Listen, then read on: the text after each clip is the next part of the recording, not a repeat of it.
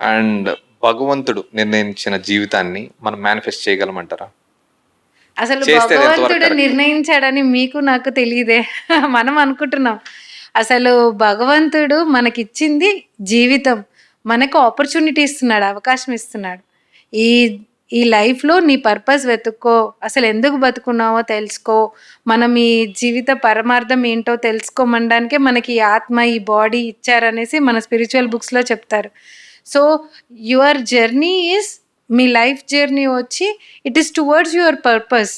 మీరు ఏ పర్పస్ మీ లైఫ్‌లో దేన్ని మీరు ఫుల్‌ఫిల్ చేయడానికి ఈ భూమిపైకి వచ్చారో అది మనం ఫుల్‌ఫిల్ చేసుకొని వెళ్ళిపోతాం. కానీ భగవంతుడు మన లైఫ్‌ని ఏం డిసైడ్ చేయడు. మనం డిసైడ్ చేసుకుంటున్నాం. మనం భగవంతుడి సో ఇలా పైన డిసైడ్ చేసుకోవడం కోసం మేనిఫెస్టేషన్ ని ప్రాపర్ గా Yeah. యూటిలైజ్ చేసుకోవాలంటారు. He is giving this beautiful life and beautiful mind and body. కానీ మనము ఆ బాడీని పట్టించుకోము, ఆ మైండ్‌ని పట్టించుకోము. చూడట్లేదు. Yes. కానీ కావాలి అన్ని ఇన్స్టెంట్‌గా మ్యాగీ నూడిల్స్ లాగా, రీల్స్ లాగా, 1 మినిట్ రీల్ లాగా టక్ టక్‌న కావాలి. అన్నీ వెంటనే అయిపోవాలి అనేసి. చాలామంది నా దగ్గర ఇలా అడుగుతారు. మేడం రేపు పొద్దున్నే లక్కీ డ్రా ఉంది.